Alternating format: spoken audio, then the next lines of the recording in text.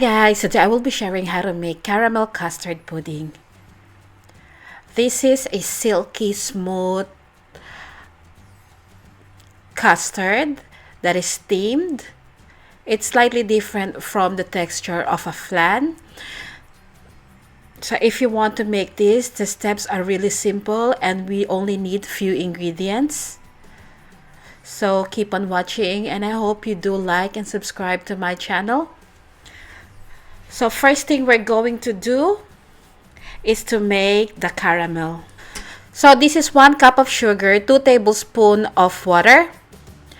And we're just going to melt the sugar until it turns into amber color.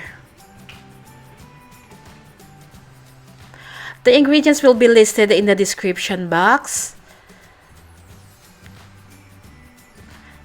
So once the sugar starts turning amber color in the middle, you can swirl the pan around just to distribute the caramel evenly. Now that the sugar turned so caramel, I added 150 ml of hot water. And then at this point, we're going to transfer this into a heat-proof bowl. We don't want the caramel to turn really dark because it will be bitter. Now set this aside and we're going to make the custard. For the custard, we need 3 egg yolks,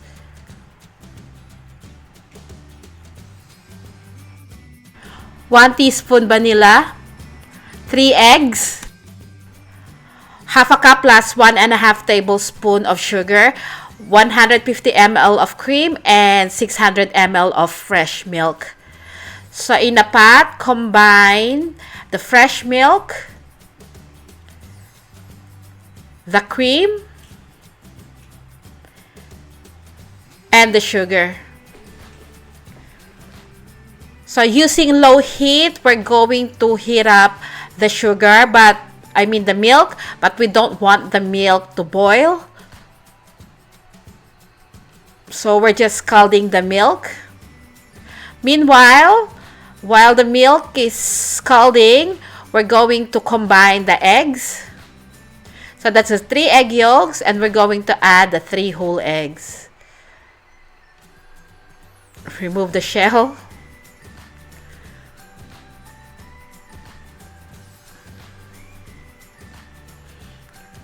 Now lightly whisk this. Don't whisk it too much because we don't want to incorporate a lot of air.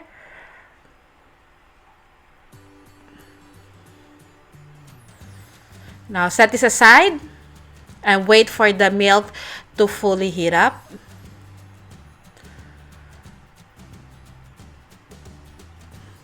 So this will soon boil, so I will take this out of the heat and I will immediately slowly add this to the eggs while whisking continuously.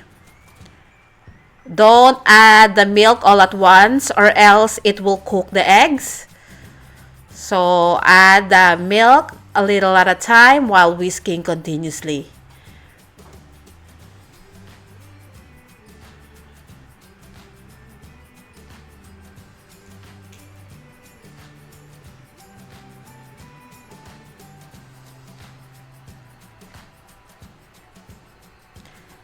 Okay, now we're going to add the vanilla.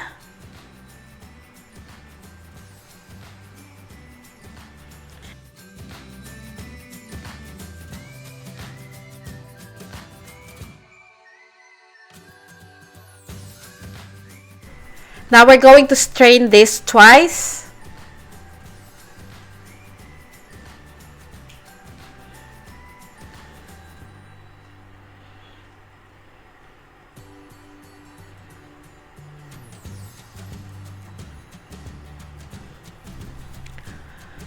Set this aside for a while.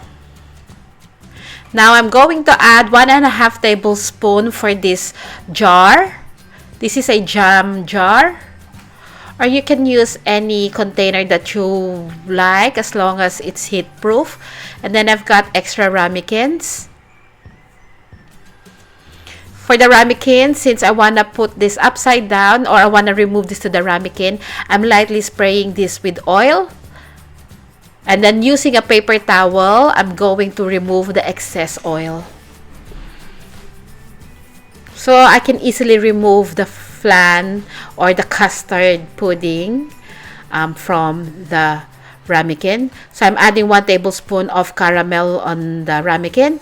Now I'm adding 2 ladles of the custard into the jar.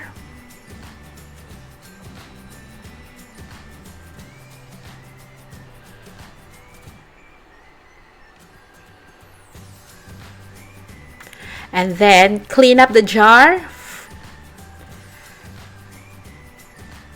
Cover this with the lid.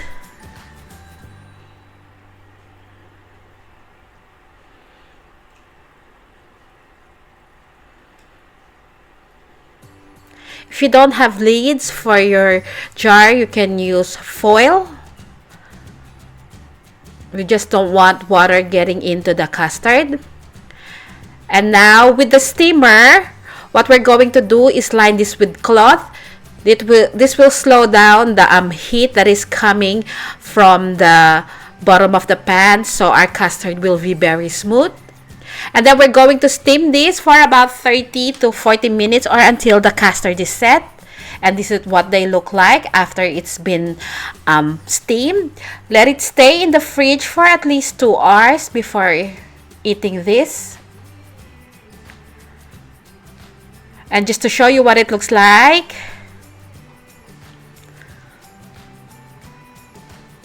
this is very silky smooth, light, and very delicious. That one fell. So I hope you give this a try, and I hope you do like and subscribe to my channel. Give this a try and I can guarantee that you're going to love this.